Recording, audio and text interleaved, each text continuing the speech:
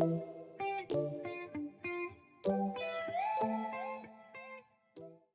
everyone, we are from Group 2 of Bugita's Teaching English for Adult Learners Group.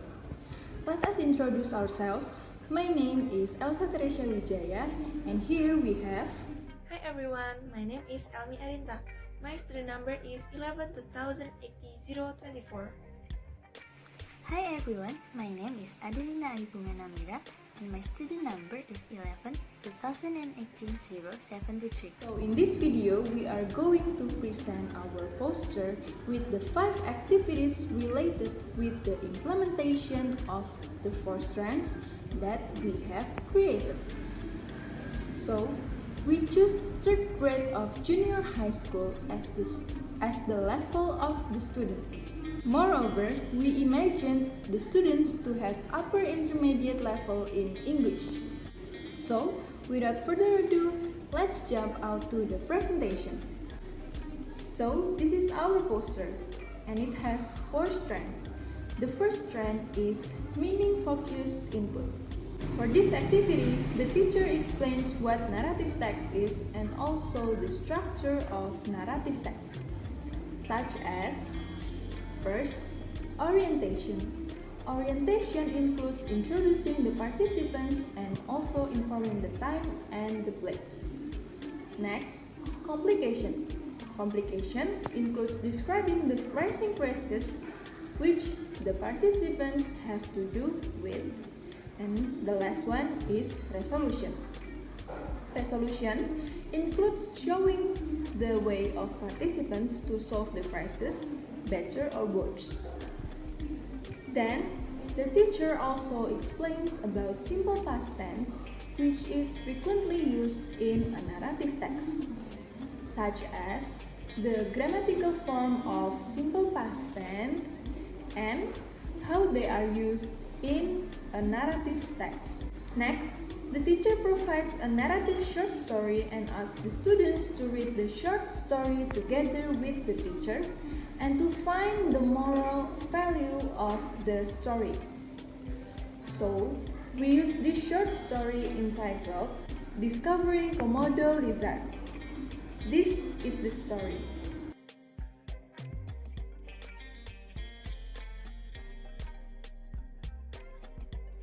After students finish, they are asked to create a mind map about the short story. Moving on to the reason. The reason why we created this activity is to make the students understand the material about narrative text thoroughly by explaining the structure and also the simple past tense that is used in the story. We provide a reading text in order to make the students' attention is on the ideas and message conveyed by the language. Next, the second strand is language-focused instruction. Moving on to the next activity, which is still related to the previous activity, the teacher provides a narrative text that has been given earlier about discovering Komodo Island, and this is the text. Then, the students are asked to identify the simple past tense, conjunction, and also several unfamiliar vocabulary through a worksheet, and this is the worksheet. And next, for the second activity, the students are divided into a group of 3, and then they are asked to create a narrative text involving the structure of narrative text, the simple past tense, and also conjunction. The reason why these activities are done is to deliberate attention to language form and language items such as grammar and vocabulary. For the first activity, we decided to ask the students to identify the simple past tense, conjunction, and also unfamiliar vocabulary in order to stimulate their understanding towards the language features. For the second activity, we designed it to be that way in order to test how they would implement the material and also the language features through writing a narrative text. To conclude, we want to raise students' awareness of certain language features so that they are able to produce a great output. The third strand is meaning-focused output.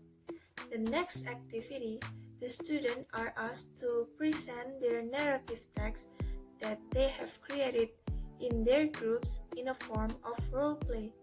For example, the student create a conversation based on their narrative text and they present with an appropriate expression. The reason why we design this activity is because based on the material, learning through speaking where the learner's attention is on conveying ideas and message to another person.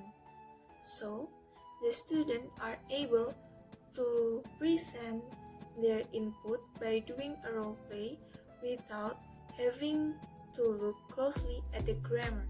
The fourth and the last strand is fluency development practice. In this activity, the students are asked to make a story by doing relay orally. For example, the student A said, "Once upon a time, there was a girl named Abigail," and then student B will continue the story by saying, "Abigail lived in a small cottage," and then student C will continue the story with another words that are related.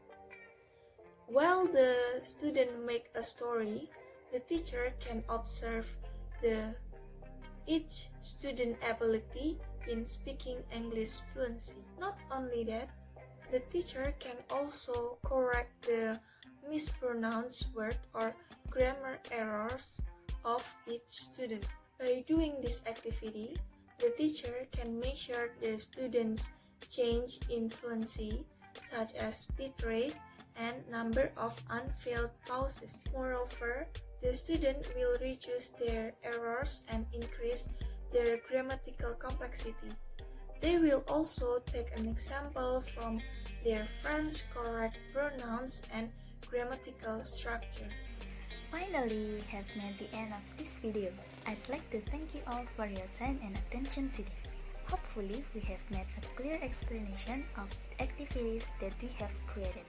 Thank you for watching everyone. Have a nice day and stay safe. See you!